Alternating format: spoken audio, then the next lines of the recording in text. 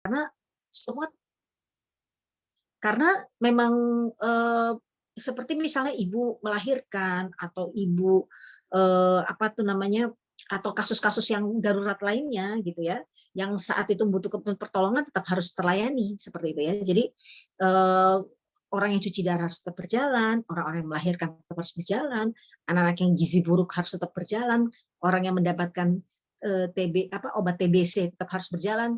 Jadi jangan sampai karena bencana semuanya terhenti. Seperti itu ya. Jadi ini berarti adalah kondisi kesehatan adalah satu kondisi yang luar biasa memang ya. Karena masalahnya besar, kapasitasnya terbatas, tapi kita harus respon cepat. Itu bukan hal yang mudah gitu ya. Sehingga memang diperlukan respon cepat di luar kebiasaan sehari-hari atau kita memerlukan SOP untuk kedaruratan. Karena ini khusus akan ada banyak apa namanya eh, eh, eh, kemudahan atau mungkin apa namanya jalan pintas. Jalan pintas itu artinya gini, karena kondisi darurat, maka biasanya kita harus laporan awal, kita harus berjenjang. Kalau laporan awal tuh kita bisa langsung gitu loh. Kenapa? Karena harus cepat gitu. Karena kita memang pakai prosedur normal ya nggak akan cepat gitu ya responnya seperti itu. Baik, lanjut. Lanjut Mbak Wiwin. Oh, belum pindah ya. Bisa bergeser? Nah, ini mungkin sepertinya sinyalnya ya. Oke, baik Bapak Ibu, untuk manajemen bencana itu ada beberapa tahapan, di mana masing-masing tahapan itu ada ciri khasnya masing-masing, gitu ya. Ada masa sebelum terjadi bencana, yaitu prabencana. Ada saat terjadi bencana atau saat kedaruratan. Mungkin bencananya sebentar, ya, seperti tsunami, gitu ya. Tsunami mungkin cuma 10 menit, tapi kedaruratannya bisa berlangsung berminggu-minggu atau bahkan ada yang bisa sebulan lebih. Dan ada pasca bencana. Jadi sebelum terjadi bencana, saat tanggap darurat, dan pasca bencana. Seperti itu ya. Nah, apa namanya, kalau dulu kita memang menghadapi bencana itu reaktif ya, terutama pada sebelum tahun 2005 ya. Kita tuh reaktif, artinya kita menganggap bencana itu sesuatu yang tidak bisa diantisipasi, sehingga kalau ada bencana itu kita memang satu hal yang ya kita harus terima dan ya kita bereaksi gitu ya. Tapi memang sejak dengan adanya tsunami Aceh tahun 2004, kemudian adanya gempa Kobe tahun 2005, maka orang-orang di seluruh dunia mulai berkumpul, ya, berkumpul di Hyogo waktu itu tahun 2005 dan sepakat bahwa sebenarnya bencana itu tidak sebenarnya bukan suatu hal yang bikin kaget juga gitu loh. Walaupun memang sering terjadi, kita tidak bisa kita duga gitu ya. Tapi sebenarnya bisa diantisipasi sehingga resikonya bisa dikurangi seperti itu. Nah, oleh karena itu sepakatlah waktu itu pada tahun 2005 membuat Hyogo Framework di mana merubah paradigma dari reaktif menjadi antisipatif, dari fokusnya tangkap darurat menjadi pengurangan risiko, seperti itu. Nah, pengurangan risiko itu dilakukan sebelum terjadinya bencana. Ya, kalau orang kesehatan mungkin bicaranya preventif promotif diutamakan daripada kuratif. Seperti itu. Kenapa? Karena kalau udah kuratif malah udah biayanya lebih besar, kemudian belum lagi gejala sisanya bisa jadi lebih besar gitu ya. Mengurangi kualitas hidupnya jauh lebih besar dibandingkan kita mengupayakan dari preventif promotif. Begitu pula untuk bencana. Kita melakukan upaya pengurangan risiko bencana diutamakan dibandingkan upaya tanggap darurat. Ya, di mana manajemen risiko itu dengan melakukannya, risiko ini berbanding lurus dengan ancaman bahayanya, yaitu H. H itu adalah hazard. Ya, semakin besar ancaman bahaya, maka risiko semakin besar juga. Ancaman bahaya misalnya semakin tinggi gelombang tsunami-nya tentu akan semakin berisiko ya. Semakin deras arus banjirnya maka tentu akan semakin berisiko. Semakin tinggi air banjirnya tentu akan semakin berisiko. Gempa semakin besar skala Richternya tentu akan semakin berisiko. Jadi itu namanya hazard.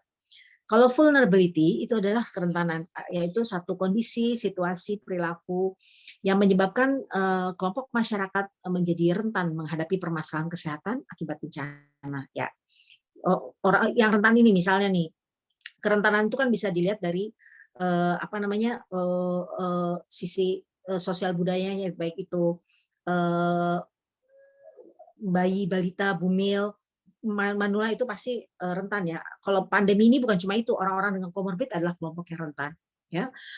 Sekarang pun daerah yang zona resiko COVID-nya tinggi tentu akan lebih rentan dibandingkan zona resiko COVID-nya rendah, ya kan? Kenapa? Pada situasi normal aja COVID-nya tinggi, gimana kalau terjadi bencana? Tentu dia akan semakin tinggi, ya. Jadi kerentan itu satu situasi perilaku kondisi yang menyebabkan dia rentan, ya. Atau masyarakat yang perilaku hidup PHBS-nya rendah, tentu dia akan lebih rentan dibandingkan masyarakat yang PHBS-nya baik, seperti itu. Sedangkan kapasitas adalah kemampuan kita dalam menanggulangi bencana, ya. Kemampuan itu adalah kapasitas, itu adalah resources. Jadi man, money, material, method, ya, sumber daya manusianya, kemudian sarana prasarananya, prosedurnya, kebijakannya, ya. Kemudian penganggarannya itu adalah bagian semua dari kapasitas, ya. Oh, suaranya tidak terdengar, ya. Dokter Ahmad, suara saya bagaimana? Itu ada yang mengeluh? Jelas. Ya? Oh, baik-baik. Soalnya tadi ada yang mengeluh suaranya tidak terdengar. Bu Wiwit, sepertinya paparannya hilang. Bu Wiwin? Halo? Iya Bu, sebentar. Ini sepertinya keluar notulen rapat nih.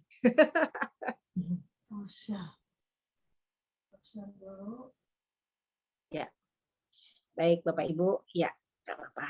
Ini apa namanya? Suka duka kita menggunakan apa namanya, pembelajaran jarak jauh. Ya, oke, kita lanjut.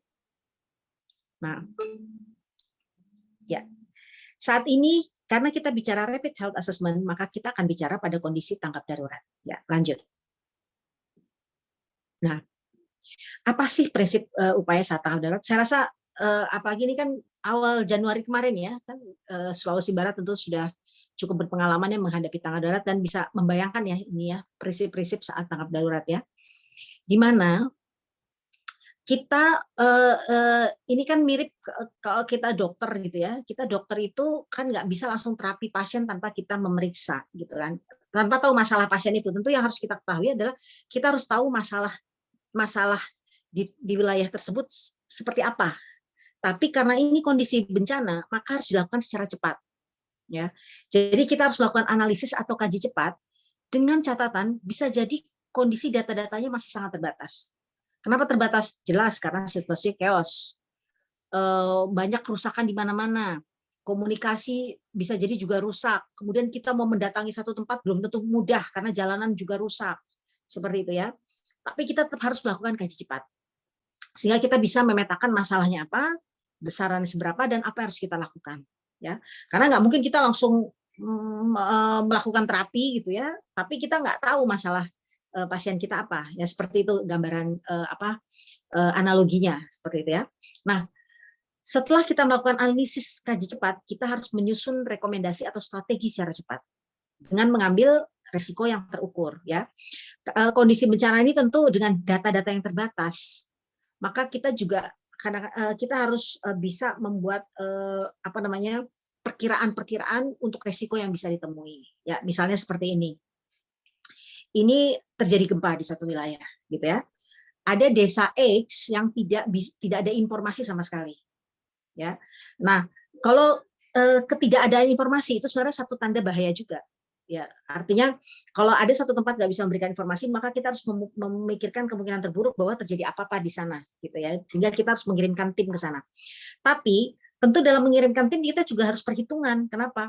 Daerah X itu ada di daerah tebing misalnya, ya. Itu adalah daerah longsor. Sehingga kita dalam mengirimkan tim pun karena ini gempa dan bisa jadi ada gempa susulan, maka kita harus memikirkan bahwa tim yang dikirim harus melalui jalur yang aman, gitu ya. Walaupun kita juga nggak tahu pasti apakah terjadi longsor di situ atau enggak, apakah bagaimana karena nggak ada informasi, tapi itulah yang namanya risiko terukur. Jadi meskipun data-data terbatas, tapi karena kita paham daerah tersebut, nah itulah pentingnya kita memahami satu wilayah, kita tentu sudah bisa memperkirakan kemungkinan risiko yang akan terjadi sehingga dalam memobilisasi tim dalam mengambil keputusan tentu kita harus mengambil resiko yang terukur. Yang penting yang tim yang menolong ini tetap harus dijaga keselamatannya seperti itu ya. Kemudian kita juga harus merespon cepat dalam kondisi sumber daya yang terbatas atau kurang. Ya, ini kan kapasitas pasti sangat terbatas. Sehingga penting sekali sumber daya yang sedikit itu benar-benar dikoordinasikan dengan baik untuk sehingga bisa secara optimal ya dalam melakukan pertolongan. Ya, kita juga harus fleksibel dan adaptasi cepat dengan perkembangan situasi karena bencana ini perkembangan situasi bisa jadi sangat cepat sekali gitu loh. Kemarin mungkin kita baru dapat info korbannya cuma 100, besok jadi 1000 bisa aja karena kemarin informasi masih sangat terbatas gitu ya, sehingga kita belum dapat info yang lebih tepat. Besoknya informasi mulai masuk ternyata lebih dari 100, ada 1000-an seperti itu. Jadi kita harus adaptasi cepat dengan perkembangan situasi dan harus terus mengupdate informasi. Ya, lanjut.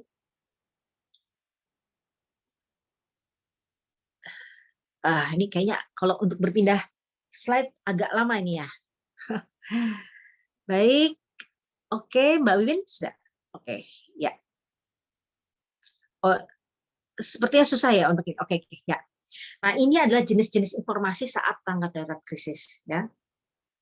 Jadi ada yang namanya informasi awal, ada namanya informasi hasil RHA, ada informasi perkembangan. Ya.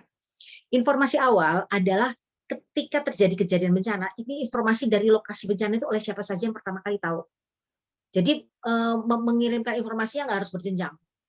Jadi siapapun yang bisa dihubungin itulah langsung dihubungin. Jadi misalnya orang puskesmas, tidak perlu puskesmas harus hubungi dinas kesehatan kabupaten.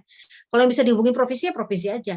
Kalau yang bisa dihubungin Kemenkes ya Kemenkes aja. Pokoknya kasih tahu ini terjadi bencana di sini. Itu namanya informasi awal. Lalu ada informasi hasil rapid health assessment ya, atau kaji cepat kesehatan atau penilaian cepat kesehatan. Itu dilakukan untuk di mana petugas ke lokasi bencana untuk memastikan benar nggak sih terjadi kedaruratan. Halo ya. Apa sih masalahnya dan apa aja kebutuhannya, seperti itu ya. Jadi seperti kita dapat informasi dari orang, kita kan harus ngecek lagi kebenaran informasi tersebut ya. Untuk itu kita perlu ke lokasi dan memastikan hal tersebut. Nah, sedangkan yang namanya informasi perkembangan adalah informasi perkembangan situasi oleh sistem kesehatan gitu loh. Jadi pada kondisi bencana itu kan pasti kacau balau ya, tapi kan kita tetap harus menguatkan sistem pelaporan sehingga selain kita menolong korban, sistem pelaporan pun harus tetap dibangun supaya pemegang kebijakan dapat mendapatkan informasi tersebut. Nah, itulah yang disebut dengan sistem kesehatan, artinya sistem informasi kesehatan yang dibangun pada kondisi krisis. Jadi ketika terjadi bencana, ya itu orang-orang yang dikirim ke lapangan maka dia harus dikasih tahu, Anda nanti harus melapor ke sini tiap jam segini. Gitu ya. Terus lapor misalnya ke puskesmas atau nanti puskesmas ke dinas, bisa seperti itu. Atau bisa langsung ke nomor ini, pokoknya ini call centernya di sini nanti direkap oleh tim informasi ini, seperti itu. Itu tuh harus ada. Jadi ini namanya informasi perkembangan di mana pelaporan dilakukan secara berjenjang dengan sistem kesehatan yang sudah melaporkan secara rutin gitulah. Ya, bisa 2 kali sehari, bisa 1 kali sehari, tergantung besar kecil bencana. Kalau bencana besar bisa 2 kali sehari itu pelaporannya.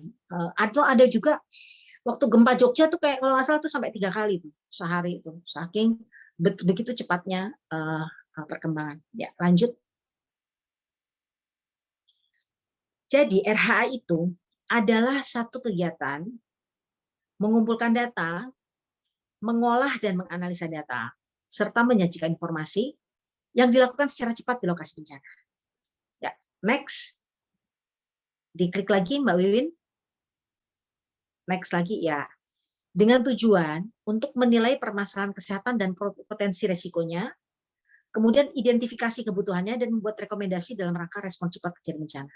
Jadi intinya RHA adalah ngambil data, kemudian mengolah data tersebut secara cepat sehingga kita tahu seberapa besar masalahnya, apa masalah selain sebab besar masalah, apalagi masalah yang bisa timbul, gitu kan? Apa kebutuhannya untuk dalam rangka respon cepat, seperti itu. Ya, oke, lanjut. Kapan dan di mana RHA? Segera setelah ada potensi krisis kesehatan atau terjadi situasi darurat krisis kesehatan. Kenapa disebut potensi krisis? Karena pada kondisi tertentu kita juga bisa terjadi siaga darurat, seperti misalnya gunung api pada kondisi siaga atau awas, meskipun dia belum meletus gitu ya, tapi itu kan sudah terjadi pengungsian, sehingga itu sudah kondisi potensi krisis gitu. Itu juga dilakukan RHA. Atau situasi darurat, itu memang bencananya sudah terjadi gitu ya. Jadi dilakukan segera setelah ada potensi krisis atau terjadi situasi darurat. Dia dilakukan di lokasi bencana. Pos kesehatan, pengungsian, fasiankes, atau bisa jadi perumahan ya. Apalagi kalau ada yang memang kalau kayak gempa Jogja dulu pengungsian tuh masih di dekat rumahnya masing-masing seperti itu ya. Jadi dimanapun lokasi yang memang penting untuk, karena mungkin ada masyarakat di sana dan ini berkaitan dengan permasalahan kesehatan masyarakat. Jadi lokasi-lokasi yang banyak masyarakatnya tentunya itu akan menjadi prioritas kita dalam penilaian. Ya, lanjut. Apa yang harus dipersiapkan sebelum RHA? Yang pertama, kita menetapkan anggota tim dan ketuanya, ya, serta pembagian tugas. Jadi RHA itu adalah sebuah tim RHA, gitu ya. Nah, sebelum berangkat kita harus tahu gimana situasi lokasi bencana, ya berdasarkan data yang ada. Jangan sampai kita ke lokasi RHA kita nggak tahu apa-apa, nggak bawa data. Kita harus tahu daerah mana yang kena, seperti itu ya. Terus apa aja masalahnya. Jadi apakah bisa dilewati dengan jalan biasa atau enggak, atau kita harus pakai jalan lain karena jalan ke sana rusak.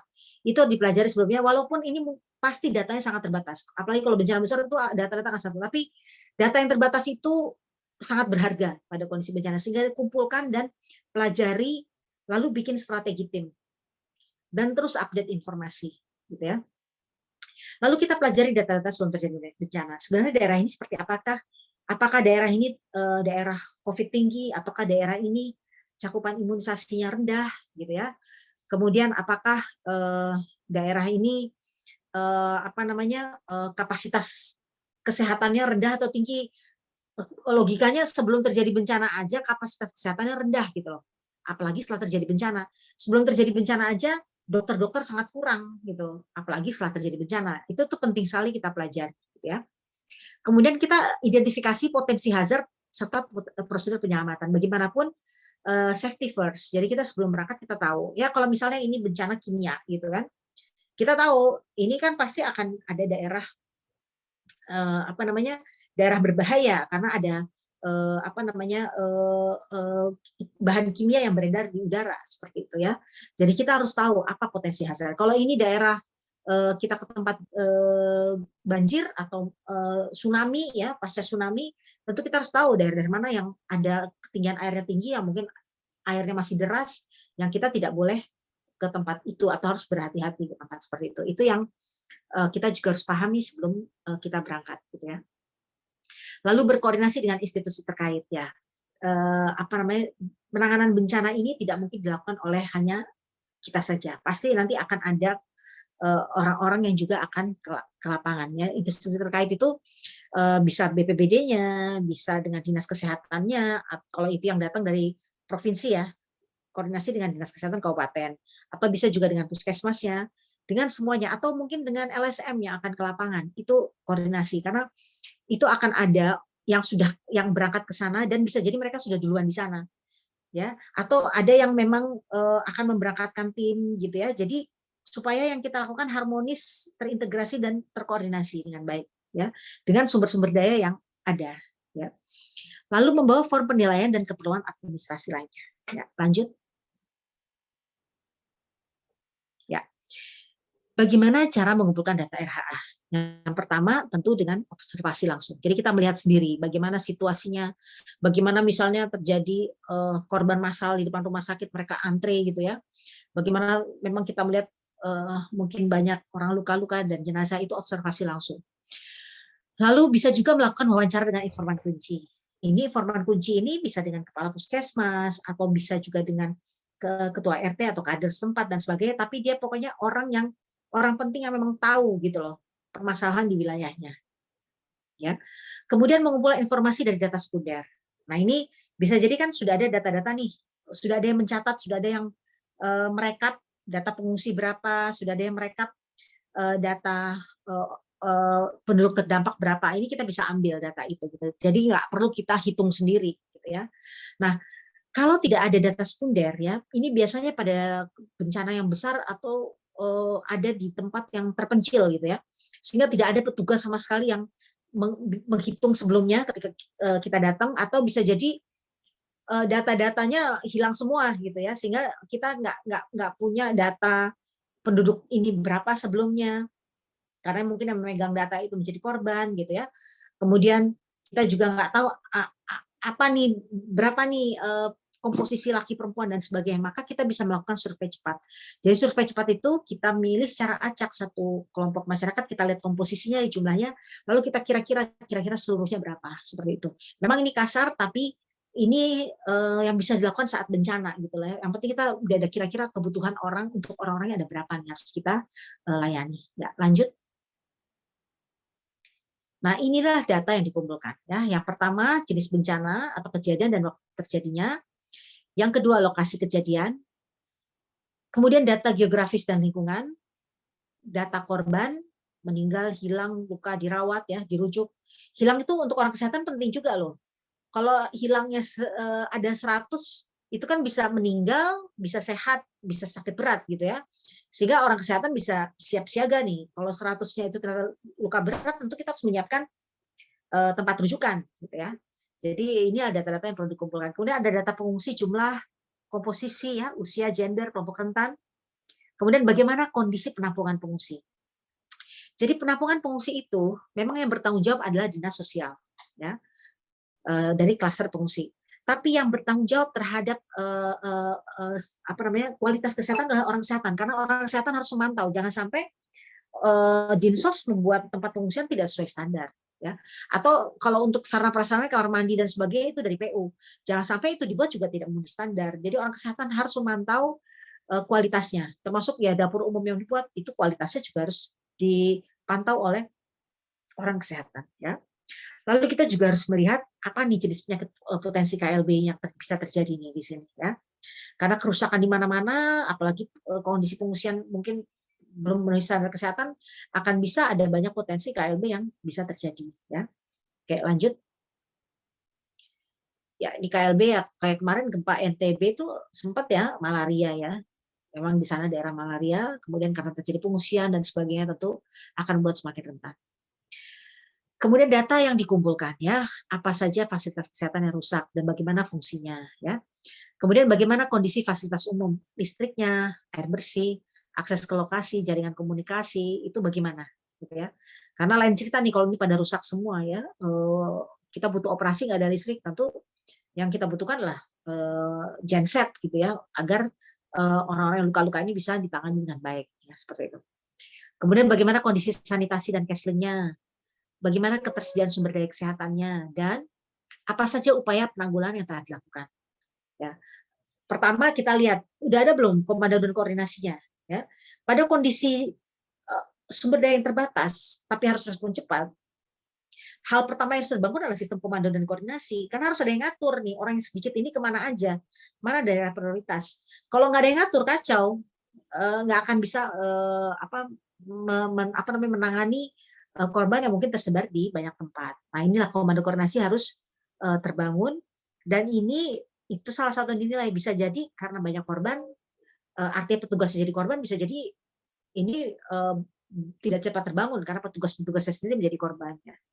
Kemudian apa saja upaya klaster kesehatan yang telah dilakukan. Jadi inilah yang dinilai. Ya, lanjut. Nah, selanjutnya datanya dianalisa. Nah, untuk menganalisa data dilakukan berdasarkan standar minimal dalam penanggulangan kesehatan akibat bencana. Ya. Nah, ini memang tidak bisa saya karena butuh waktu ya untuk menerangkan standar minimal ya dalam ini. Artinya kita tuh sebenarnya sudah punya standar minimal dalam penanggulangan bencana ya, baik klasternya maupun sub klasternya. Ada dalam Permenkes 75 tahun 2019, kemudian ada juga di Kepmenkes tahun 2006 untuk kesehatan jiwa pada kondisi bencana, ada juga di pedoman gizi darurat, ada di pedoman pelayanan awal minimal untuk kesehatan reproduksi, itu semua ada pedomannya masing-masing. Untuk pelayanan kesehatan ada untuk kondisi kedaruratan itu seperti apa. Nah ini nanti mungkin di lain kesempatan kita akan bisa lebih membedah lebih dalam mengenai standar minimal ini. Tapi intinya masalah bisa dinilai kalau kita tahu sebenarnya minimal seperti apa gitu ya. Jadi kita melihat gap-nya ya. Misalnya kita butuh untuk kira-kira kasus ini kita butuh misalnya 10 dokter, ternyata dokter yang ada cuma 2, tentu berarti kita butuh tambahan 8 dokter seperti itu ya. Itu contohnya ya. Jadi standar minimal meliputi manajemen penanggulangan krisis, jadi bagaimana manajemennya dan bagaimana pelayanan kesehatannya. Pelayanan kesehatan itu baik pelayanan kesehatan perorangan maupun pelayanan kesehatan masyarakat. Ya, lanjut. Oke, suaranya nggak terlalu bagus ya. Mohon maaf ya ini. Oke, Pak Kadis, oh ya Pak Kadis ya. Suara saya sekarang masih belum terlalu jelas? Jelas, jelas. Oh jelas, oke. Yes, Tadi kami saya baca jelas. ada Ya, di chat kami yang jelas, Bu. Mungkin oh memang ya ada mungkin gangguan jaringan. ada beberapa yang daerah pengaruh yang nggak cuaca, jelas Pak. ya. Oke. Jadi memang nih tantangan kita nih ya, tapi mudah-mudahan oh ini dari Pak Amran sangat jelas ya. Oke, terima kasih. Oke, nah setelah itu hasil RHA disajikan ya. Cara penyajiannya yaitu pertama kita gambaran singkat kejadian bencana, perkiraan luasnya daerah bencana, ya, informasi tentang populasi terdampak serta angka kesakitan dan kematian, kapasitas respon yang ada, bagaimana vaskes yang ada berapa, ya, kemudian dokter, perawat, obat-obatan, semua yang tersedia itu apa, gitu ya. Jadi alat kesehatan, ya, obat-obatan ada tapi nggak ada alkesnya karena semua rusak, gitu kan. Itu kan juga masalah, gitu. Nah, apa rekomendasi untuk kebutuhan dan kegiatan yang perlu dilaksanakan segera? Ya. Jadi ini garis besar pelaporan untuk RHA. Ya, lanjut. Nah, ini alur penyampaian informasi ya. Jadi tim RHA ini dapat informasi dari masyarakat, dari puskesmas, fasilitas lainnya, lalu dilaporkan kepada koordinator klaster kesehatan kabupaten kota. Kalau ini adalah bencana skala kabupaten kota ya. Dari situ nanti secara berjenjang tentu ke institusi yang di atasnya ya. Dan ini kesehatan ini adalah bagian dari klaster penanggulangan bencana daerah gitu ya. Jadi kita jangan main sendiri, tentu kita juga harus melaporkan kepada Poskomando Penanggulangan Bencana Kabupaten Kota yang dikomandoi oleh Badan Penanggulangan Bencana Daerah. Ya, lanjut. Ya. Demikian Bapak Ibu semua, terima kasih banyak atas perhatiannya. Mohon maaf kalau ada kekurangan. Saya kembalikan kepada moderator, Dr. Rahman. Silakan Dr. Rahman. Terima kasih. Ya, terima kasih Ibu Ina. Bapak Ibu sekalian, kita sudah sama-sama mendengarkan apa yang disampaikan oleh Ibu Ina. Ini secara garis besar terkait dengan rapid health assessment. Pada kesempatan kali ini kami memberikan kesempatan kepada Bapak Ibu semua apabila ada hal-hal yang ingin diklarifikasikan terhadap apa yang sudah disampaikan oleh Ibu Ina atau ingin berbagi permasalahan yang pernah mungkin Bapak Ibu temui ketika melaksanakan RHA ya, kami silahkan menyebutkan nama, kemudian dari mana asalnya. Namun perlu saya ingatkan kepada Bapak Ibu semua, mohon bisa fokus kepada topik yang sedang kita bahas pada malam hari ini, yaitu RHA. Mungkin untuk kesempatan pertama kami berikan kesempatan. Bapak Ibu silahkan langsung saja sebutkan nama dan asal instansinya. Silahkan buka mic-nya.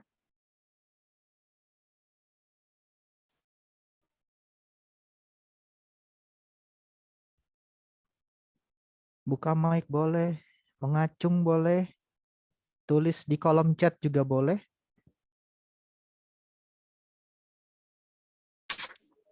Atau mungkin Bapak Ibu ada pengalaman kemarin RHA-nya ya. Ini Ya. kan yang saya sampaikan teori, tapi Bapak Ibu sudah pengalaman lapangan sehingga bisa tahu apa masalah-masalah yang bisa terjadi di lapangan. Kita bisa saling sharing.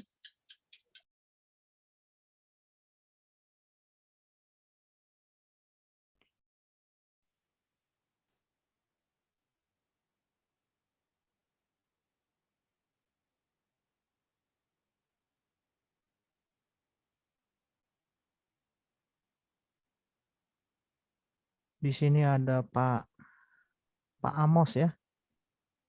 Pak Amos, selamat malam Pak Amos.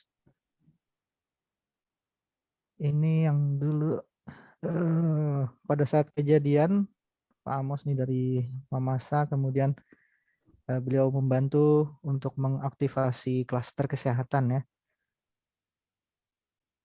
Pak Amos masih ada masih bergabung Pak?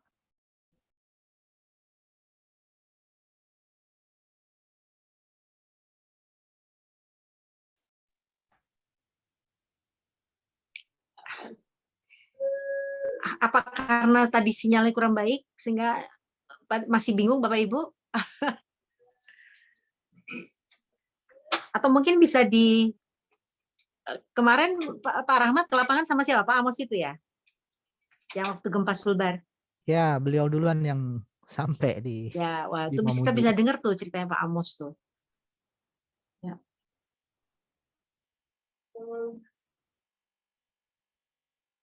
Atau dari provinsi mungkin?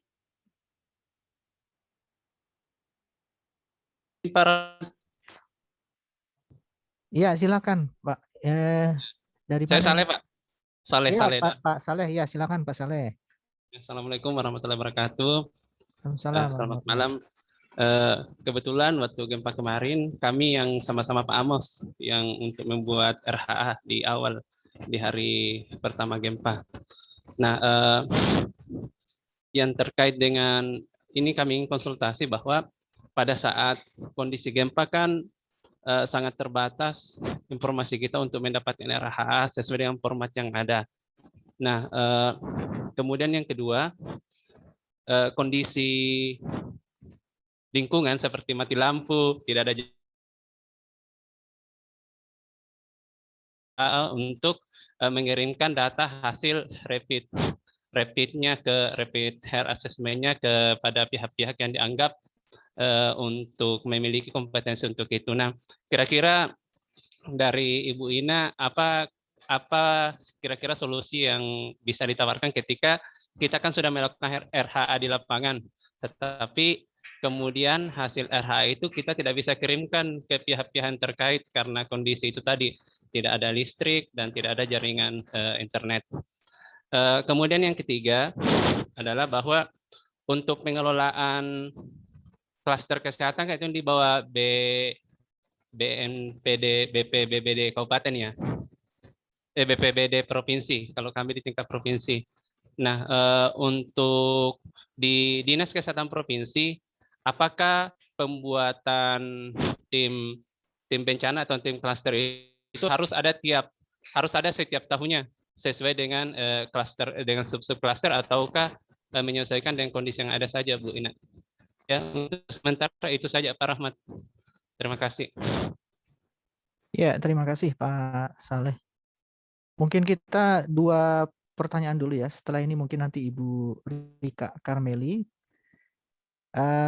Sebelumnya ini ada juga dari Ibu Iriana nih. Mohon izin bertanya apakah bisa melakukan RHA pada lokasi yang tidak berdampak langsung tetapi ikut merasakan dampaknya. Mungkin dua pertanyaan dulu ya Ibu Ina ya. Dari Pak Saleh. Kemudian di sini di kolom chat ada dari Ibu Iriana. Tadi pertanyaan Pak Saleh mungkin saya yang pertama kurang jelas ya Pak ya, tapi yang kedua saya bisa menangkap. Ibu Ina nangkap yang pertama. Ya, tangkap saya catat kok. Oke. Silakan Bu Ina. Oke, terima kasih Dr. Rahmat. Pak, maaf tadi Pak siapa? Pak Saleh. Pak Saleh, oh ya, Mas. Saya malah lupa nyatet nih. Ya, Pak Saleh, terima kasih Pak Saleh pertanyaannya ya. Jadi pada saat kondisi gempa sangat terbatas mendapatkan informasi RHA sesuai format yang ada. Kemudian yang kedua, kondisi mati lampu dan sebagainya sulit mengirimkan laporan terkait hal ini, gitu ya. Itu pertanyaan yang pertama kan. Jadi memang ciri khas bencana itu ya, udah komunikasi susah, jalanan rusak, orang-orang chaos gitu ya. Ini memang tidak mudah mendapatkan informasi RHA yang ada. Tapi kita harus cepat mendapatkan itu. Jadi lengkapi yang bisa dilengkapi. Ya, jadi apa yang bisa itu kan dengan segala cara yang ada. Memang ini akan kemampuan kita melengkapi RHA akan ditentukan dengan bagaimana kita seberapa terlatih dan pengalaman kita. Sehingga penting sekali meningkatkan kapasitas sebelum terjadi bencana. Dan yang kedua, penting sekali kita memiliki data-data suatu wilayah sebelum terjadi bencana, karena itu akan mempercepat kerja kita. Semakin kita kenal satu wilayah, kita akan semakin mudah mencari bagaimana mencari datanya seperti itu ya. Jadi bagaimana kalau formatnya tidak lengkap, ya sudah yang ada dulu, jangan sampai kita nunggu sampai selesai dulu. Ya nanti kita nunggu mungkin sampai bisa seminggu atau 2 minggu baru lengkap gitu. Tapi tidak. Lengkapi apa yang bisa dilengkapi. Dengan data-data yang terbatas itu segera kirimkan. Jadi intinya jangan lebih dari 6 jam 12 jam lah. Artinya dengan ada data yang itu langsung, malah harusnya cepatnya ya, ada informasi langsung kirimkan gitu ya. Lengkapi yang bisa kita lengkapi sebisa aja gitu ya. Nah, memang di format RHA itu adalah format ideal yang kalau kita lengkap datanya akan lebih tajam analisanya ya. Tapi kalaupun tidak lengkap datanya, maka ada beberapa yang mungkin kita bisa menganalisa dengan perkiraan resikonya. Misalnya gini nih. Ya, ada data ini ternyata beberapa wilayah belum bisa kita dapat nih angka-angka kelompok rentannya misalnya. Ada berapa nih kelompok rentan di situ kita belum bisa dapat. Tapi dengan kita punya perkiraan dari kelompok rentan di wilayah yang lain gitu ya, kita bisa kira-kira mungkin yang di tempat-tempat lain jumlahnya mungkin mirip-mirip dengan itu seperti itu. Jadi itu adalah bagian dari perkiraan aja untuk nanti menghitung kebutuhan. Jadi inti dari saya adalah bahwa format itu dilengkapi semampu kita, sebisa kita. Kalau ada data-data yang kosong, maka itu kita nanti dalam membuat laporan analisanya kita bisa bilang bahwa mungkin perkiraan kami seperti ini, sembari kita akan terus mengupdate data tersebut untuk supaya dapat data yang lebih akurat seperti itu ya. Bagaimana kondisi mati lampu, susah mengirimkan laporan? Iya, memang listrik sering mati dan sebagainya gitu ya. Jaringan juga mati. Ini sering sekali terjadi gitu dari sejumlah kejadian bencana. Memang kalau seperti ini yang paling efektif adalah radio komunikasi ya. Itu yang diharapkan memang tiap wilayah punya persiapan radio komunikasi. Mungkin nanti Bang Budiman bisa cerita tuh pengalaman gempa Palu ya. Bang Budiman tuh untuk mengirimkan laporan itu mencari lokasi tempat TNI itu ya, Bang Budiman ya. Mana nih, ada Bang Budiman nggak? Untuk bisa mengirimkan laporan melalui radio komunikasi seperti itu. Jadi jadi intinya kita berusaha kalau mati semua memang yang paling efektif adalah radio komunikasi.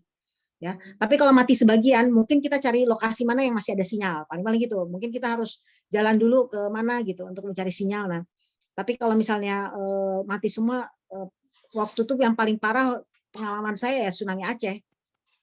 Itu satu-satunya emang hanya radio komunikasi yang bisa berjalan seperti itu.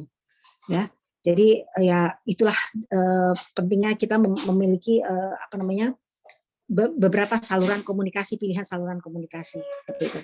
Kemudian untuk klaster kesehatan, apakah dinas provinsi harus ada klaster kesehatan setiap tahun? Ini maksudnya pada kondisi prabencana ya Pak ya? Saya mau klarifikasi nih pertanyaannya.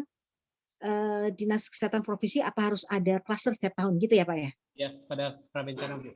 Pada prabencana ya. Memang klaster itu diaktifkannya pada kondisi darurat, tapi dibentuknya sebelum terjadi bencana. Karena ibaratnya gini Pak, kalau misalnya kita tampil di panggung gitu ya, kalau kita nggak kenal dulu sama teman-teman panggung kita nggak latihan dulu, tentu akan sulit kalau langsung tampil di panggung. Jadi sebelum tampil di panggung tentu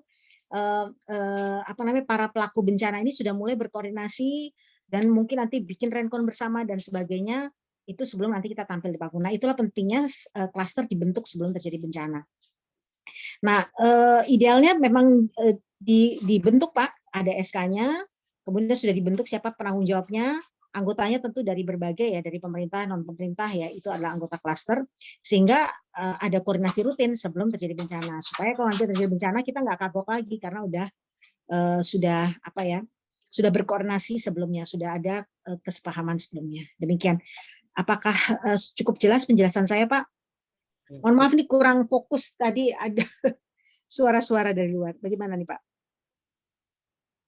Dari Pak Saleh, apa sudah Pak cukup Saleh, jelas ya? apakah cukup jelas? Cukup, Pak. Cukup. Ya, oke. Terima Baik, kasih. mungkin kita Kemudian berlanjut ke yang pertanyaan Ibu chatting. Iriana Ya, yang di yang kolom chatting ya. chat. Mohon izin bertanya, apakah bisa melakukan RHA pada lokasi yang tidak berdampak langsung, tetapi ikut merasakan dampaknya? Ya, ya bisa aja.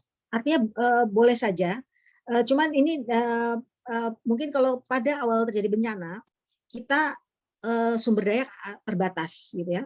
Kalau memang bisa memungkinkan ke semua wilayah yang terkena dampak, itu sangat bagus sekali, gitu. Tapi kalaupun tidak, kita tentu harus ada pilihan lokasi-lokasi yang kelihatan lebih parah dan lokasi-lokasi yang apa namanya yang paling bermasalah gitu ya kalau seperti itu. Tapi kalau bisa mungkin semua yang terkena dampak kita datangin semuanya itu gitu kalau memungkinkan. Jadi tidak masalah karena kalau dia nggak, jadi ini mungkin kayak kebakaran hutan ya. Kebakaran hutannya itu cuma di satu wilayah gitu ya, tapi dampaknya itu kan sampai ke banyak tempat ya, seperti itu ya Bu ya.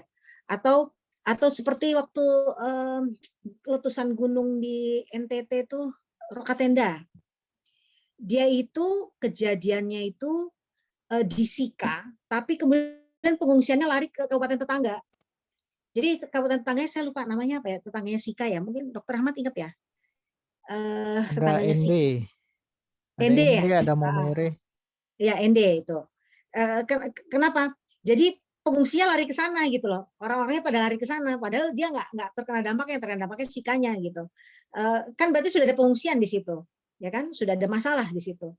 Jadi tentu saja bisa sangat bisa Bu, karena kan itu berarti ada permasalahan kesehatan juga di situ seperti itu.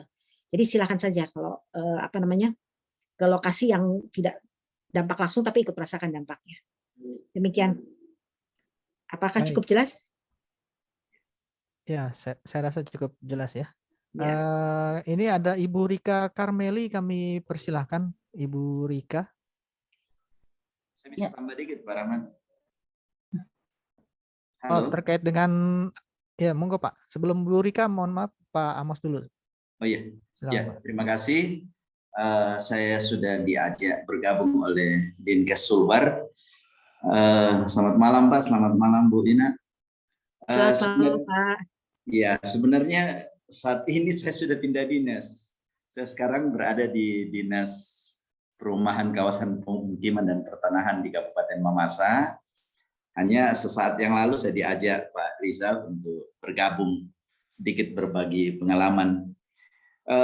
Sebenarnya yang paling terkendala, khususnya di Sulawesi Barat, yang paling terkendala adalah tidak adanya tim, karena umumnya saya lihat dalam prabencana ini kebetulan Mamasa siap karena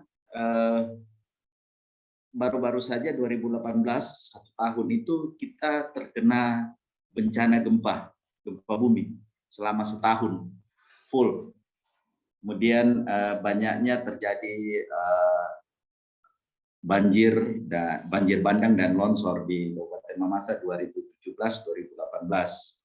Pengalaman kemarin di Sulbar ini Bu, sekedar berbagi cerita. Kebetulan Pak Budi kontak saya jam 5 subuh untuk ke Sulbar dan saya sudah ada di Sulbar itu jam 12 siang. Permasalahan dalam melakukan RHA, ya, seperti yang disampaikan oleh Pak Saleh, kebetulan Pak Saleh yang temani saya di sana, kita agak sulit dalam berkomunikasi. Sampai-sampai di hari kedua itu saya melaporkan ke timnya Pak Budi, setengah mati kita cari signal, ya, dan itu sangat terputus-putus. Yang berikut bahwa informasi di titik lokasi sendiri itu sangat kurang karena tidak adanya tim, dan memang pada saat itu hampir seluruh petugas tidak bisa difungsikan. Sehingga informasi yang kita peroleh itu kita peroleh saja umumnya dari petugas-petugas di tingkat kecamatan yang kebetulan ada akses ke provinsi. Ya, Jadi harapan saya ke depan, khususnya di dalam pelaksanaan RHA, kebetulan kalau saya di Mamasa, antara tim respon cepat, RHA, dan EMT itu satu tim yang tidak pernah terpisah. Jadi setiap ada mengaktifkan tim yang kami sebut tim reaksi cepat di Kabupaten Mamasa itu kita selalu jalan bersamaan antara RHA, kemudian tim respon cepat, dan EMT. Kita selalu satu tim. Ya, kendala yang saya lihat karena umumnya di kabupaten itu tidak menyiapkan sebelumnya tim, sehingga terkadang berganti-ganti orang siapa yang bertugas di sana ini. Jadi tidak ada tim khusus. Ya, sehingga memang terhambat khususnya memberikan informasi ke pihak-pihak yang berkompeten di dalam hal ini. Ya, barangkali itu saja sekedar berbagi pengalaman Bu Ina, Pak Rahmat. Terima kasih. Ya, terima kasih Pak Amos. Pak Amos. Ada tanggapan mungkin atau komentar dari Bu Ina? Ya, memang ini tantangan ya, banyak daerah nih. Satu, tantangan keterbatasan sumber daya, ya, baik jumlahnya maupun orangnya. Kalau udah dilatih juga bertukar-tukar gitu ya, mutasinya dengan cepat ya, rotasi dengan cepat.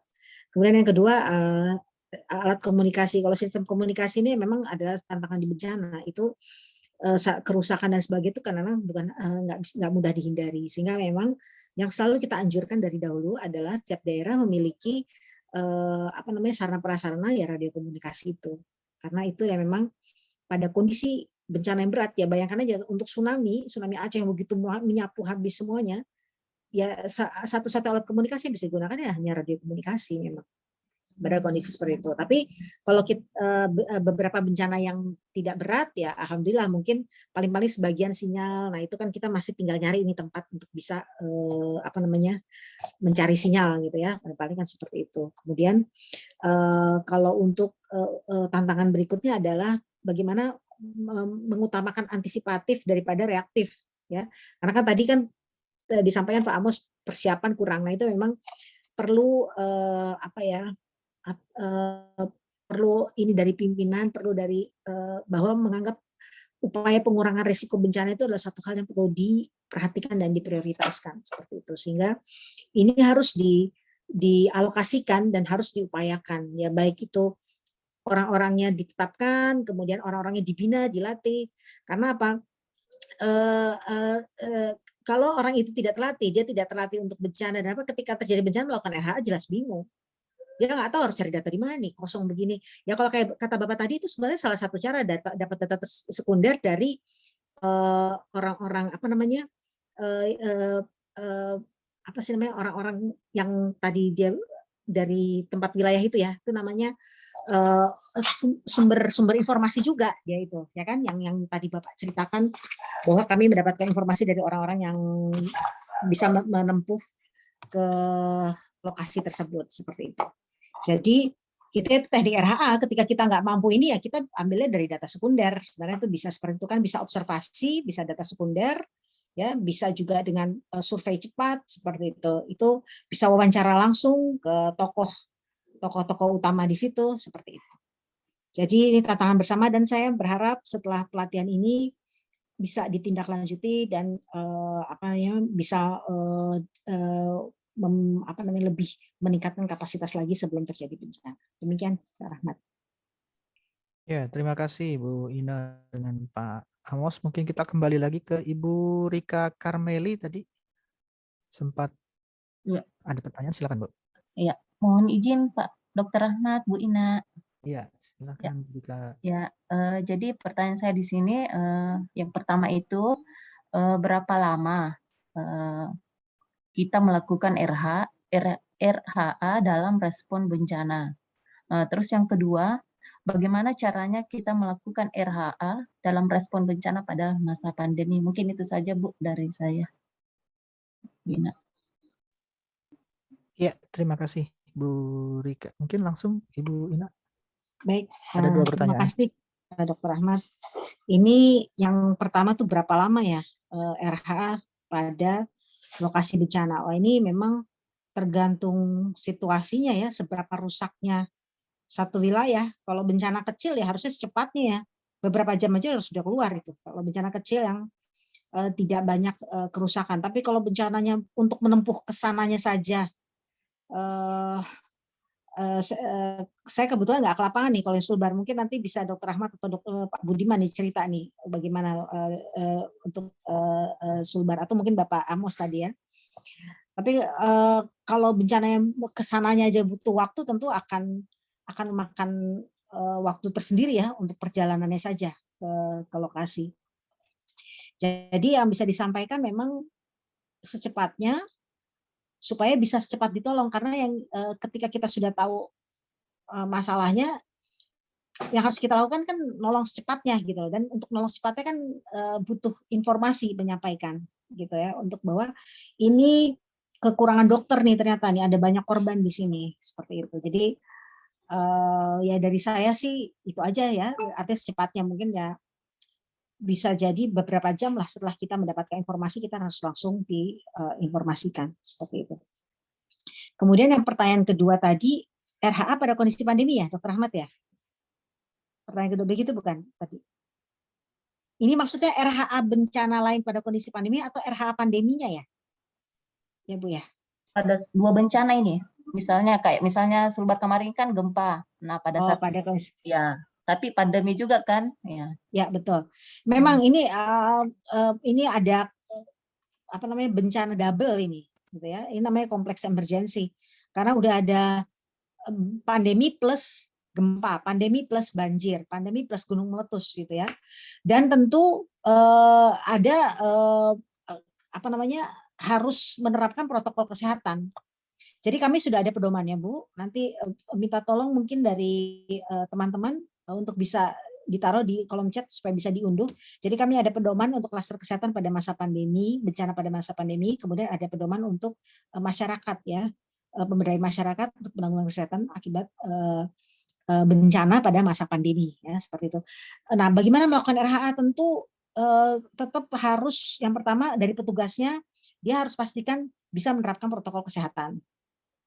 Ya, dia harus pakai masker, dia nanti juga timnya juga tetap harus menjaga jarak. Nah, kemudian penilaiannya pun tidak hanya menilai jumlah korban, menilai kebutuhannya pun tidak hanya obat-obatan dan sebagainya, tapi kebutuhan untuk menerapkan protokol kesehatan.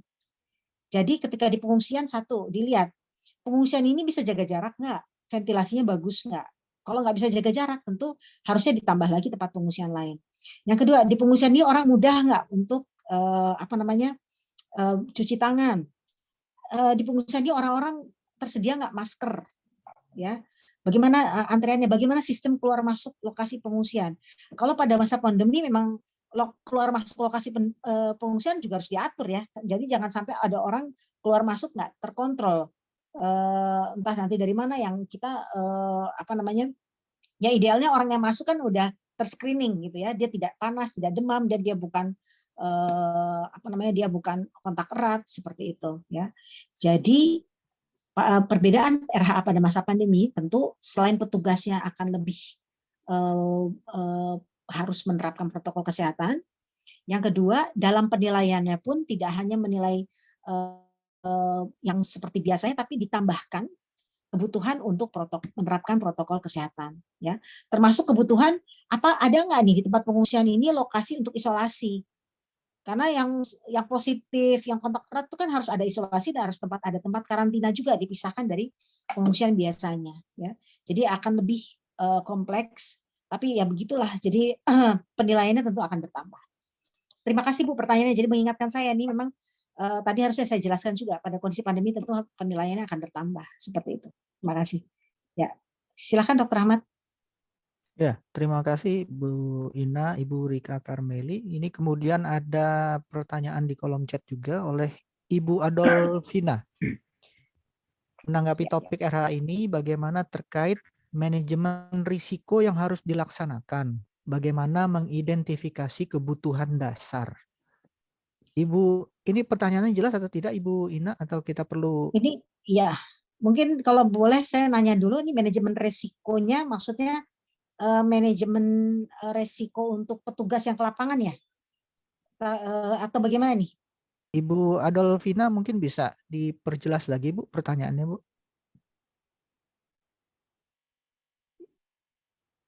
Ibu Adolfina, apa monitor?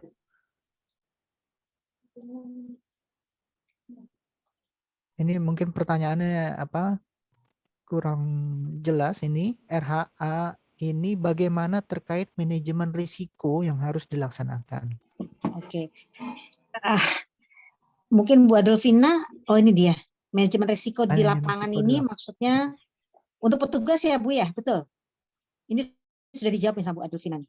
Untuk petugasnya atau untuk pengungsian? Oh, petugas. Untuk Okay. petugas. Berarti untuk keamanan keselamatan petugas kali ya maksudnya, dan bagaimana kebutuhan dasar.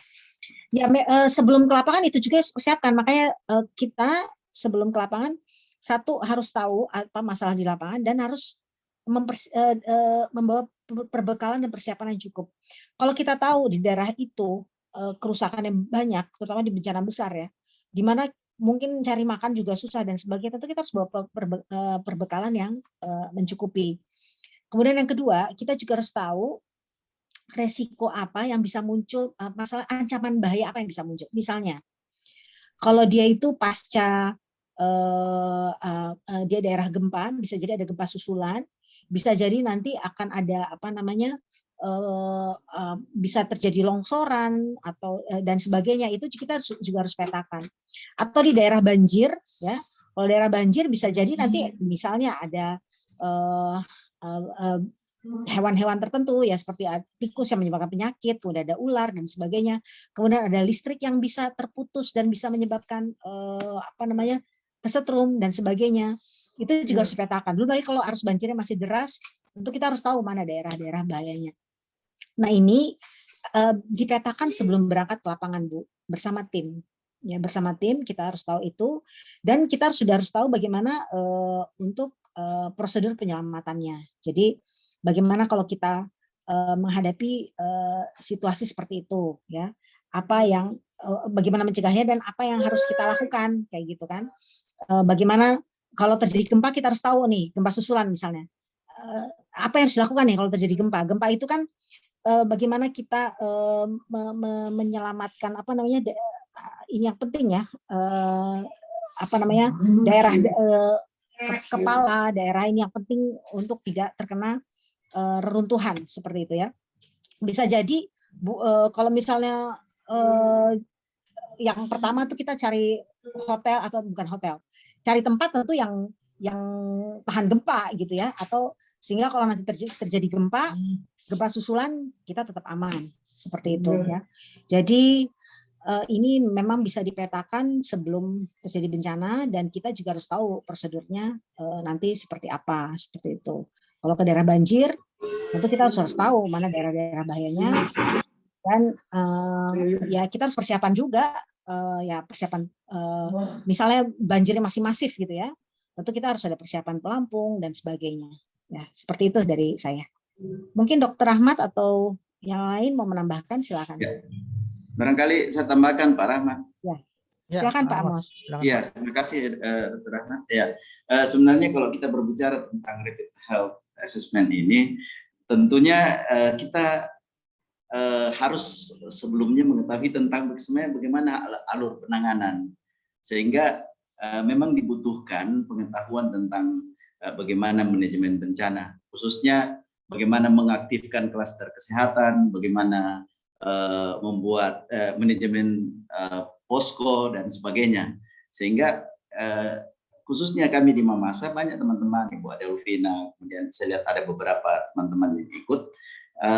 Kenapa sedikit agak bingung karena mungkin belum paham pada posisi mana, pada alur penanganan mana RHA ini dilakukan, ya, sehingga memang peningkatan kapasitas khusus untuk petugas penanganan krisis kesehatan ini memang perlu dimulai dari bagaimana alur penanganan itu dilaksanakan.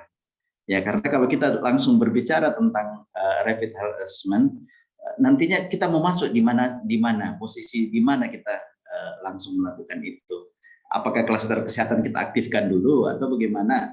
Karena nantinya komunikasinya larinya ke manajemen posko.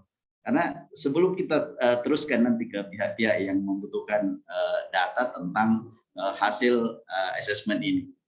Barangkali itu saran saya, Pak Rahmat. Terima kasih. Terima kasih Pak Amos. Terima kasih Pak Amos. Ya, mungkin ada Ya, tanggapan. Assalamualaikum. Sebentar mungkin Pak Rizal, mungkin ini tanggapan Ya. dulu dari Ibu Ina terhadap apa yang tadi disampaikan Pak Amos. Setelah ini Pak Rizal. Baik, terima kasih banyak Pak Amos. Ya, memang ini karena waktunya sangat terbatas, jadi kita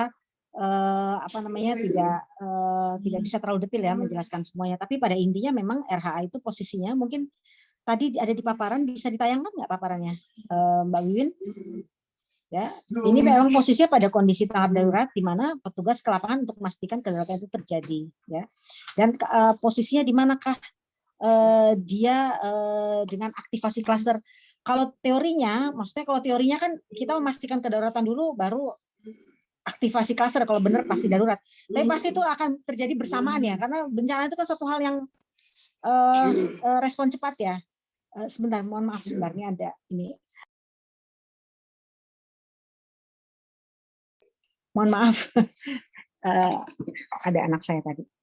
Baik, jadi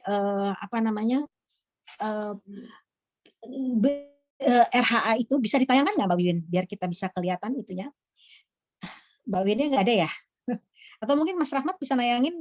Sebentar, Karena saya nggak bisa. Dicoba Mas Eko sebentar. Oh begitu, oke, baik, terima kasih. Ya, itu kan kita ke lapangan untuk memastikan benar darurat atau enggak, seperti itu ya. Apakah pernah terjadi nggak darurat atau pernah waktu tahun 2008, 2009, saya nggak tahu, Dr. Rahmat kayaknya udah gabung ya sama pusat krisis ya. Yang waktu itu gempa Bengkulu besar itu. Berapa ya? Belum. 7,9 apa berapa skala Richter. Itu terjadi gempa besar di Bengkulu, kemudian tidak bisa dihubungin, mati. Nah kalau udah nggak bisa dihubungin itu kan artinya udah tanda bahaya. Yang kita lakukan apa? Tim RHA langsung berangkat dengan IMT juga, tim medis, karena kita sudah harus cepat kan, harus cepat kalau memang terjadi masalah kan harus cepat ini. Jadi kita berangkat bareng dan alhamdulillah ternyata nggak ada apa-apa di sana. Maksudnya tidak ada masalah yang berat seperti itu. Emang hanya gangguan komunikasi. Walaupun bencana waktu itu emang ajaib, waktu itu gempanya besar tapi korbannya tuh sedikit sekali, hampir nggak ada kalau nggak salah waktu itu. Masih Dokter Luki ininya apa? Kabit tanggap daruratnya waktu itu ya. Jadi posisi RHA di mana dengan posko? Teorinya memang dipastikan dulu kedaruratan baru aktivasi klaster. Tapi bisa jadi kalau memang itu bencananya besar dan kita sudah yakin memang ada kedaruratan, itu bisa terjadi barengan. Poskonya aktif, RHA juga jalan. Seperti itu. Barengan semua itu, sambil RHA jalan pun tim medis juga jalan. Sambil untuk melakukan pelayanan. Ini ya itu tuh Mas Eko, ya. Bukan yang nomor 5 kayaknya.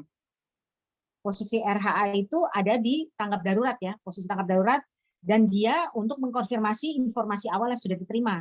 Kita pergi ke lapangan ya, seperti itu ya. Jadi ini gambaran RHA ada di lokasi seperti itu. Nah, ini memang yang kurang di slide ini adalah hubungan RHA sama poskonya nih. Kapan ini aktivasi posko, kapan aktivasi RHA kapan? Kalau pendapat saya seperti tadi ya, artinya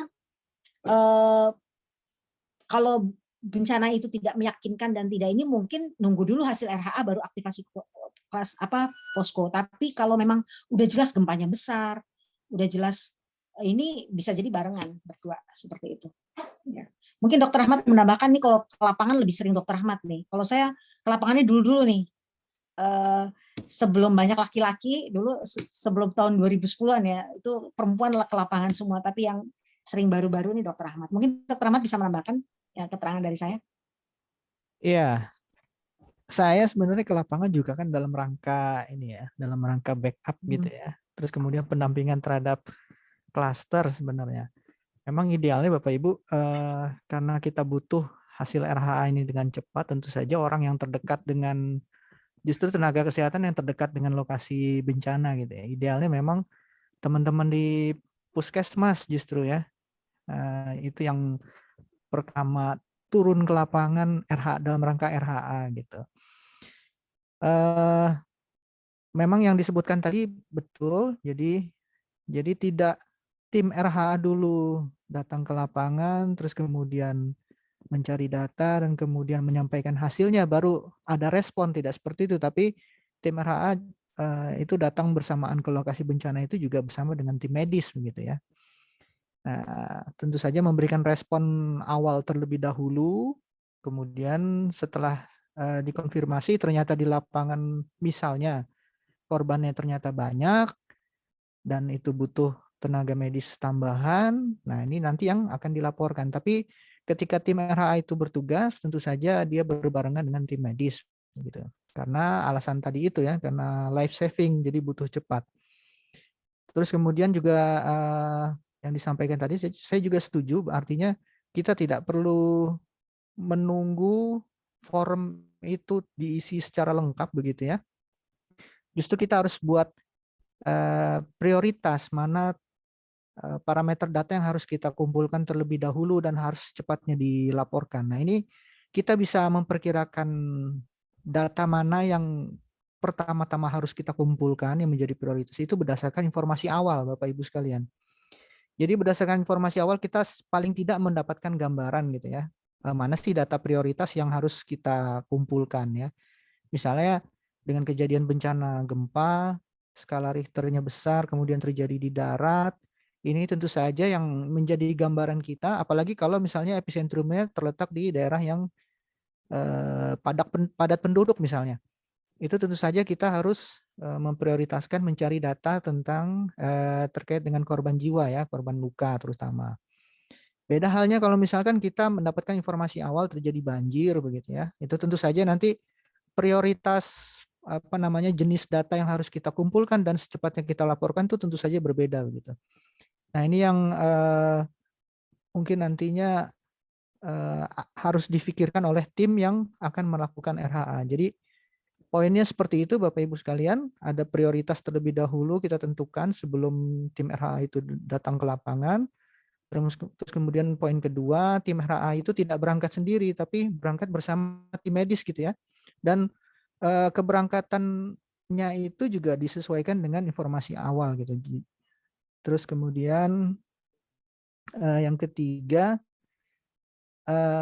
tidak harus kita menunggu form itu lengkap terisi, namun kita bikin prioritas mana yang paling penting untuk pertama kali kita isi dan kita laporkan gitu. Ya, mungkin itu tambahan dari saya, Ibu Ina. Mungkin teman-teman. Terima kasih, Dr. Ya. Ahmad.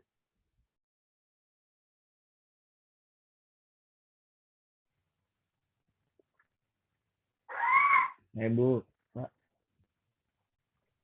Itu ada yang mau bertanya? Pak Anwar, silakan Pak. Ya. Dari mana Pak? Pak Anwar. Ya, dari Sulbar juga Pak.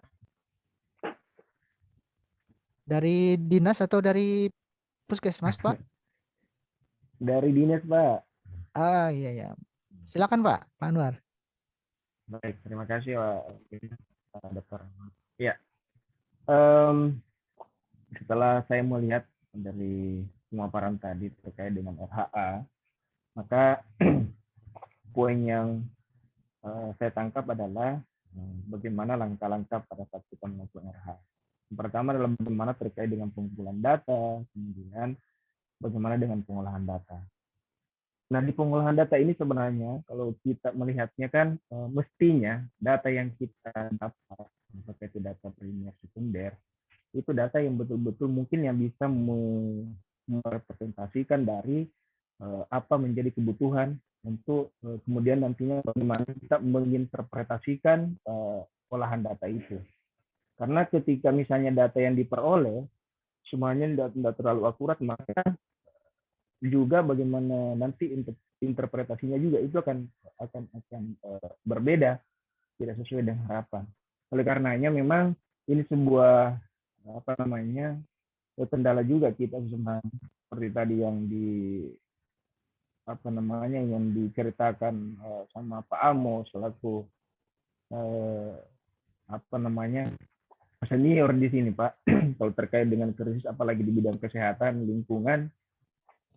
Nah itu tadi Pak. Nah misalnya kita ada beberapa nanti misalnya kita mau tindak lanjuti dari hasil interpretasi itu, misalnya bagaimana ketersediaan sarana, misalnya ketersediaan bahan dan alat. Nah, itu kalau datanya yang kita peroleh yang tidak merepresentatif pada kebutuhan yang seharusnya dilakukan oleh wilayah gempa, maka itu juga tidak terlalu bagus apa yang menjadi rekomendasi kita.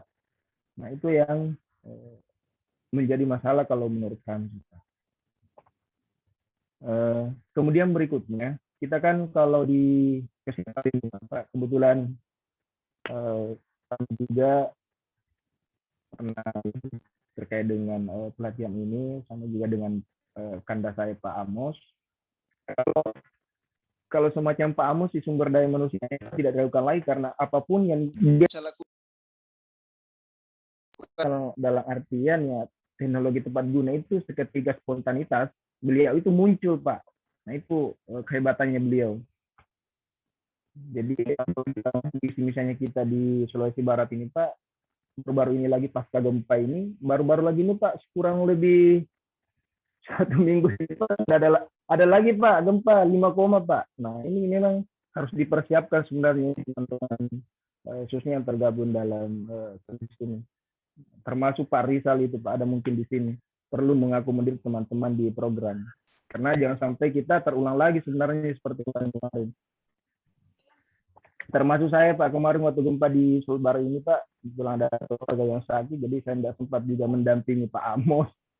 Jadi bukan saya lari dari ini, Pak, tapi karena kebetulan kita yang terdampak dan ada juga keluarga yang sakit. Jadi Pak Amos lah yang turun tangan untuk mengkoordinir khususnya untuk teman-teman di RH untuk KESI. Sementara, Pak, sekedar apakah masukan atau apa. Terima kasih, Dr. Ahmad. Ya, terima kasih Pak Anwar. Ini ada 2 hal yang disampaikan oleh Pak Anwar. Yang pertama, pada kondisi RHA itu perlu cepat dilakukan, kemudian perlu cepat dikirimkan datanya. Tapi di sisi lain ada risiko bahwa data yang dikumpulkan itu tidak tepat, begitu ya. Ini juga tadi kalau menurut Pak Anwar tentu saja nanti responnya tidak sesuai dengan apa yang dibutuhkan di lapangan ternyata. Mungkin dari Ibu Ina ada komentar mungkin atau tanggapan terkait dengan ketepatan data tadi. Ya, baik. Terima kasih banyak pertanyaannya Pak Anwar ya. Masukannya juga ini. Saya setuju. Kita sebenarnya sudah ada form RHA. Ini saya nanti kita tolong Mbak Wiwin atau Bang Budi atau panitia ya untuk share form RH-nya, di-share di kolom chat. Kemudian paparan ini juga tadi ada yang bertanya juga, paparannya belum di-share ya. Sudah, Mbak Ina, sudah di-share. Sudah di-share ya. Sama pedoman-pedomannya udah di-share ya. Pedoman. Tadi ada yang nanya soalnya. Sebentar. Kayaknya paparannya belum deh, belum di-share. Paparan sudah, form sudah. Kayaknya belum ada nih. Belum ada, saya lihat. Oke, nanti kita tolong untuk formnya juga ya. Itu sebenarnya isi formnya sudah untuk awal ini sudah cukup lengkap. Jadi ada tentang kesehatan lingkungannya, ada tentang untuk kebutuhan kesehatan keluarga, ada untuk kebutuhan untuk pelayanan kesehatan perorangan, itu sudah ada di situ.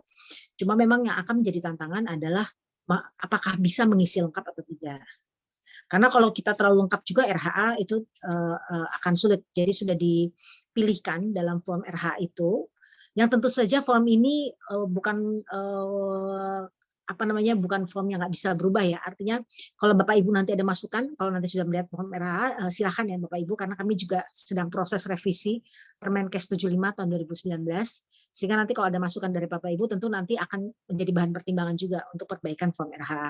Ya. Jadi ini ada di lampiran Permenkes 75 tahun 2019 form RHA ini, yang sudah memetakan semua aspek, baik aspek pelayanan kesehatan perorangan maupun pelayanan kesehatan masyarakat, tapi secara ringkas. Jadi hal-hal penting. Jadi sudah dipilihkan sebenarnya dalam form itu hal-hal penting yang utama yang harus diinikan.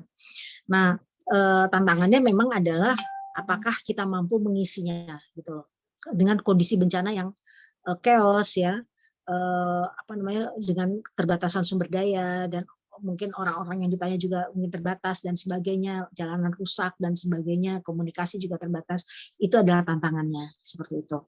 Nah, jadi menurut saya memang disinilah keterampilan dan pengalaman dari seseorang. Dan saya yakin ini bapak-bapak di sini, Pak Amos, Pak Anwar, kemudian Pak siapa lagi, itu orang-orang lama semua ya, udah pengalaman semua. Tentu nanti bisa share nih ke apa namanya nanti kalau dalam membina tim ya, pembinaan tim RHA, bagaimana mengatasi berbagai situasi tersebut ya. Jadi misalnya kita nggak bisa dapat data primer, bagaimana mencari data sekundernya. Terus mungkin observasi yang mungkin kita juga terbatas gitu ya, karena misalnya jalan terputus dan sebagainya. Nah itulah hal-hal yang seninya ya, seni, karena tiap bencana nanti macam-macam nih kondisi permasalahannya. Tapi kan kita tetap harus ada informasi. Nah, cuman sumber informasinya itu ada berbagai cara, bisa dengan observasi langsung, lihat langsung, menghitung langsung dengan data primer, bisa data sekunder, bisa wawancara orang-orang penting, tokoh-tokoh penting, bisa survei cepat. Nah itulah yang teknik-teknik yang harus dikuasai oleh tim, dan itu dikuasai harusnya sebelum terjadi bencana seperti itu. Nanti dengan dia pengalaman-pengalaman bencananya akan terasa seperti itu. Demikian dari saya. Terima kasih. Saya tambahkan sedikit barangkali. Silakan Pak Amos. Iya, jadi merespon apa yang disampaikan Pak Anwar. Ya, kebetulan saya dengan Pak Anwar itu tahun 2015 mengikuti RHA Kesling di Lemah Abang kayaknya waktu itu. Memang betul bahwa terkadang RHA yang kami lakukan, yang dilakukan, khususnya RHA Kesling, responnya itu justru berbeda karena kurangnya keterampilan. Ngambil contoh, kebetulan bulan lalu ya di Mamasa itu ada banjir bandang yang menyebabkan 68 rumah rusak berat. Itu cukup besar walaupun tidak ada korban jiwa. Setelah petugas melakukan RHA, hasilnya bahwa di sana sumber air tidak ada karena keruh. Ya, setelah diinformasikan ke Dinas Kesehatan, responnya justru yang dikirim alat laboratorium. Ini kan tidak diharapkan yang semacam ini. Ini karena pengetahuan yang kurang tentang bagaimana merespons. Seharusnya sudah disiapkan ada PAC, bagaimana teknologi tepat guna untuk penyaringan air cepat, supaya bisa kita merespon apa yang sudah ditemukan teman-teman di lapangan. Ya, jadi intinya bahwa selain kita terampil melakukan RHA, tentunya kesiapan dari tim ya itu memang sudah ada di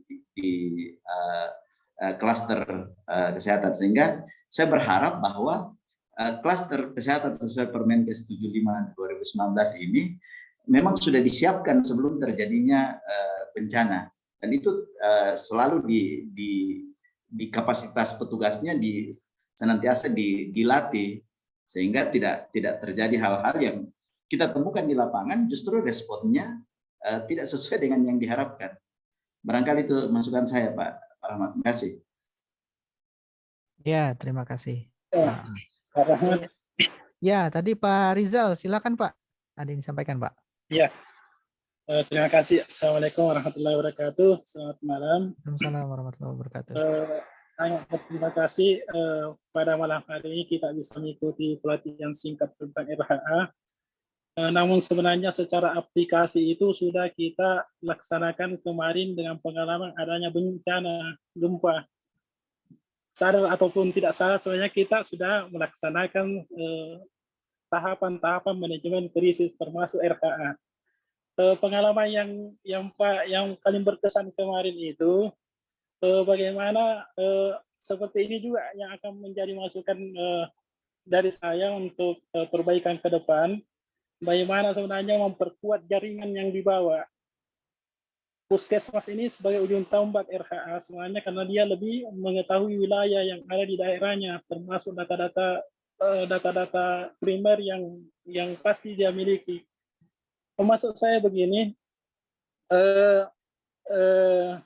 mengingat pengalaman yang telah lewat, karena memang pengalaman itu menjadi pelajaran yang paling berharga yang tidak bisa kita lupakan. Bagaimana kami mengelola bencana yang ada di Sulbar sebagaimana prinsip-prinsip manajemen penanganan krisis, bagaimana Kabupaten Mamuju Majene itu memang terdampak parah waktu bencana, sehingga penerapan manajemen itu bagaimana kami menggerakkan teman-teman kami yang dari Mamasa untuk mengcover awal penanganan termasuk RHA-nya. Sangat berterima kasih dengan Pak Amos bagaimana responnya pada saat kami komunikasi awal, sehingga langsung direspon pada saat itu juga. Saya kira itu ada pengalaman yang betul-betul proses manajemen yang sudah dilaksanakan, walaupun tidak sesempurna yang ada dalam dokumen atau dalam juknis atau dalam format. Tapi setidaknya itulah pengalaman yang berharga. Dan adapun pelatihan hari ini yang begitu singkat, itu mungkin akan menyempurnakan pengetahuan kami semua. Adapun dari tanggapan tadi Pak Saleh dan Pak Amos, mungkin memang itu yang menjadi dorongan kami ke depan, karena ini sudah menjadi SPM provinsi, dan tahun depan insya Allah ada dana dekon dari pusat. Ya, kami bersyukur sekali. Memang yang menjadi problem sekarang memang harus merestrukturasi, membuat organisasi baru, karena dari 2016 itu belum pernah ada perubahan, karena beberapa kali mengajukan perubahan sesuai dengan format yang ada di Permenkes itu, sampai sekarang belum ada persetujuan, dan mudah-mudahan ke depan ini akan menjadi kerja kita untuk ke depan lebih baik, sehingga terbentuk suatu organisasi atau struktur krisis yang ada di Dinas Kesehatan Provinsi maupun di Kabupaten, dan betul-betul kita melaksanakan sesuai dengan apa yang kita inginkan, sesuai dengan prinsip manajemen itu tadi. Tetapi intinya begini, saya lebih berharap ke depan nanti itu menu di dekon itu lebih pada prinsip inti dari manajemen sebenarnya, menu-menunya itu termasuk tadi itu manajemen krisis. Karena yang saya lihat ini sekarang dia ada lompatan langsung ke EMT. Itu kan harus sebenarnya yang menjadi inti permasalahan itu harus bagaimana semua rekan-rekan yang ada di tenaga kesehatan itu memahami dulu bagaimana manajemennya. Dan nanti itu tahapan-tahapan berikutnya itu EMT, TRC-nya, RHA-nya, kemudian manajemen posko, simulasi. Saya kira itu yang menjadi masukan dari kami, Pak.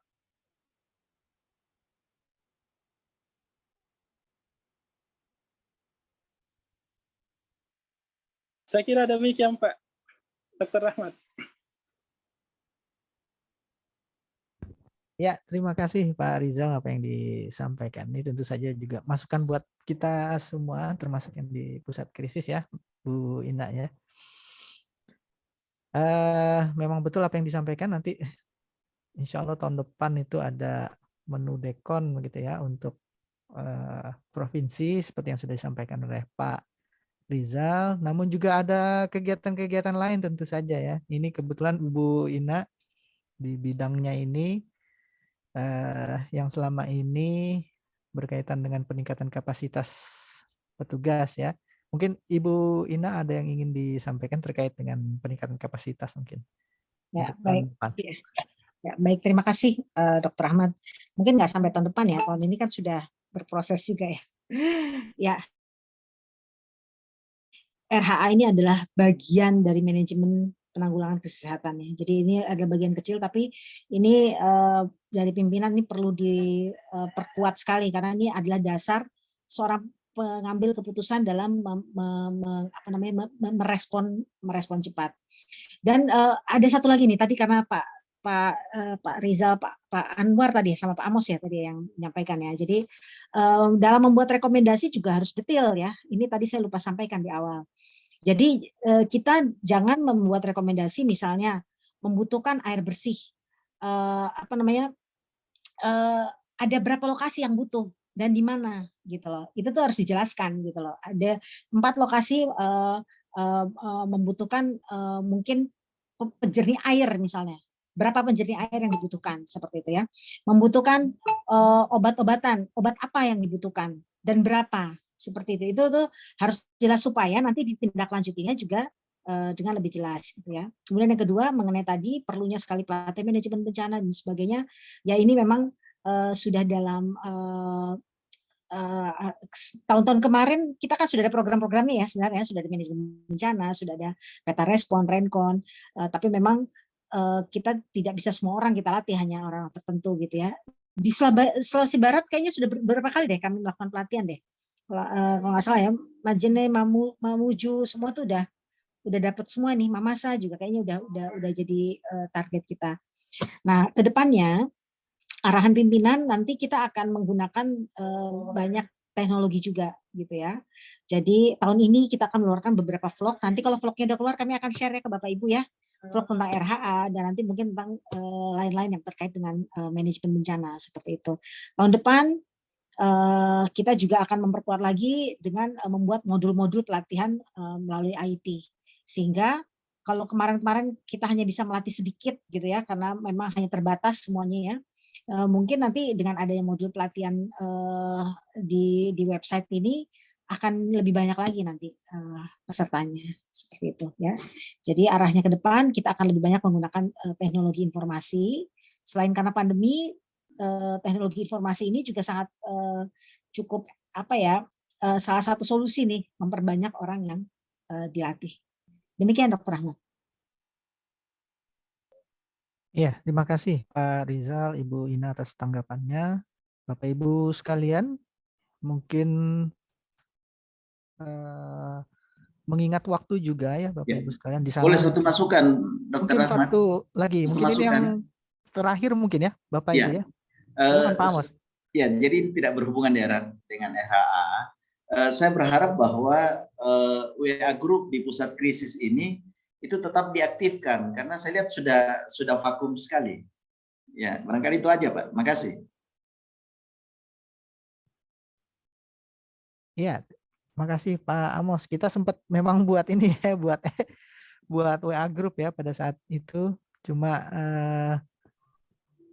tanggap daruratnya selesai. Ya. Itu Maksud ya. saya WA Group pusat krisis Pak. Oh, pusat krisis ya Pak. Yang selama ini sudah aktif sejak berapa tahun lalu. Yang pantauan krisis kesehatan itu bukan Pak Amos ya?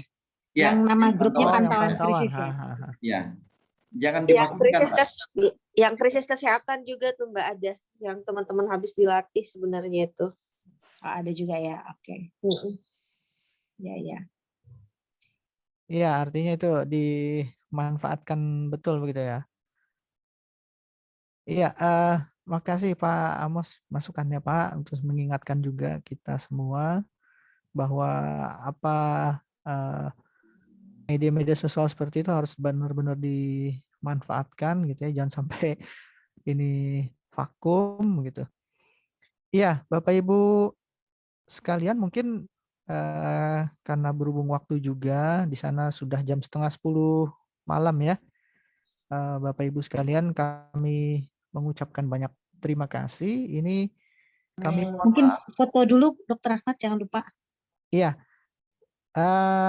Mohon maaf karena sampai dengan saat ini Pak Kapus, Kepala Pusat Krisis, Pak Eka Yusuf Singka ini berhalangan hadir. Mohon maaf Bapak Ibu sekalian.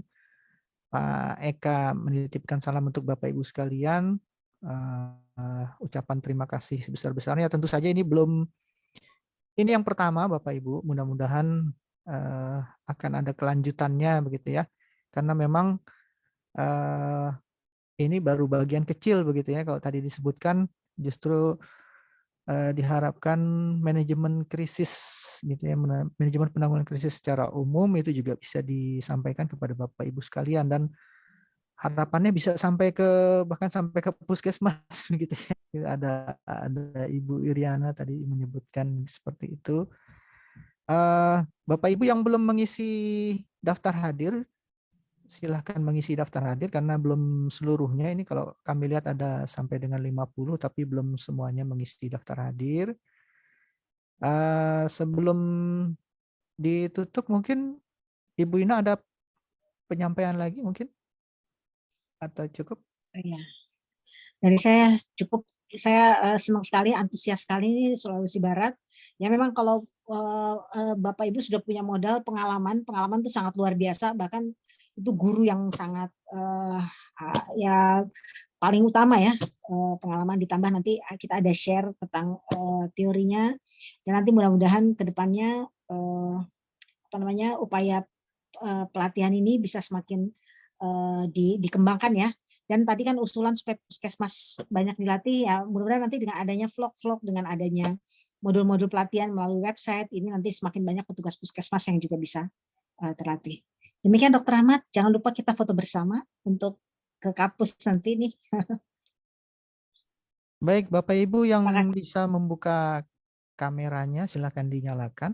Saya yang akan mengambil. Ini halaman pertama. 1, 2, 3.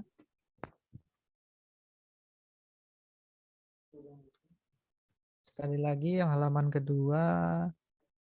1, 2, 3.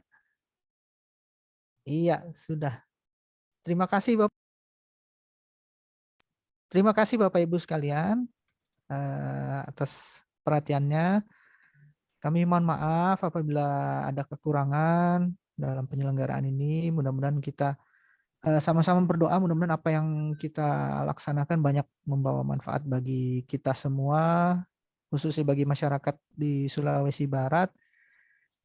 Dan juga kita selalu berdoa, jangan lupa Bapak Ibu, mudah-mudahan tidak ada bencana begitu ya, dan mudah-mudahan apa yang kita lakukan bisa banyak membawa manfaat bagi masyarakat kita semua. Terima kasih atas kehadiran Bapak Ibu semuanya. Selamat malam. Assalamualaikum warahmatullahi wabarakatuh. Waalaikumsalam warahmatullahi wabarakatuh. Terima kasih banyak Bapak Ibu semua. Waalaikumsalam warahmatullahi wabarakatuh. Terima kasih. Terima kasih Ibu. Terima kasih Bapak Ibu semua. Terima kasih Pak Rizal, Pak Amos. Ya, terima kasih Bu. Terima kasih Pak Rizal. Pak Amos, Pak Rizal, Pak Anwar, Bapak Ibu semua. Bapak Ibu semuanya. Soalnya yang dikenal baik Pak Rizal, Pak Amos gitu. Bu Rika. Jadi Bu Rika. Terima kasih.